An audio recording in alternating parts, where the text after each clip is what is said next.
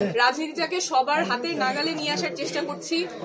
কয়েকটা পরিবার, কয়েকটা গোষ্ঠীর কাছে যাতে রাজনীতি না থাকে, সাধারণ জনগণের জন্য যাতে রাজনীতি উন্মুক্ত হয়, সেজন্য আমরা উন্মুক্ত মনোনয়ন আবেদন প্রক্রিয়া চালু করেছি। অনেক উৎসাহ উদ্দীপনার মাঝখানে আমাদের মনোনয়ন আবেদন ফর্মগুলো বিতরণ হচ্ছে। অনেকে জানিয়েছেন 13 তারিখের মধ্যে নিতে পারে নাই, সেই জন্য আমাদের সময়সীমাটা বাড়ানো হয়েছে। 20 তারিখ পর্যন্ত আপনারা যে কেউ আমাদের কেন্দ্রীয় কার্যালয়ের দোতলায় এসে মনোনয়ন আবেদন ফর্ম সংগ্রহ করতে পারবেন। যারা আসতে চান না, বাসায় বসেই জনপ্রতিনিধি হিসেবে আবেদন করতে চান, তারা আমাদের অনলাইনে ওয়েবসাইটে nomination.ncppd.org সেখানে গিয়ে আবেদন করতে পারবেন। আমরা একটা কথা বারবার বলি এবং আশা করছি এই প্রক্রিয়ার মাধ্যমে এটা আপনাদের কাছে আরো স্পষ্ট হচ্ছে, আগের রাজনীতি আর চলবে না।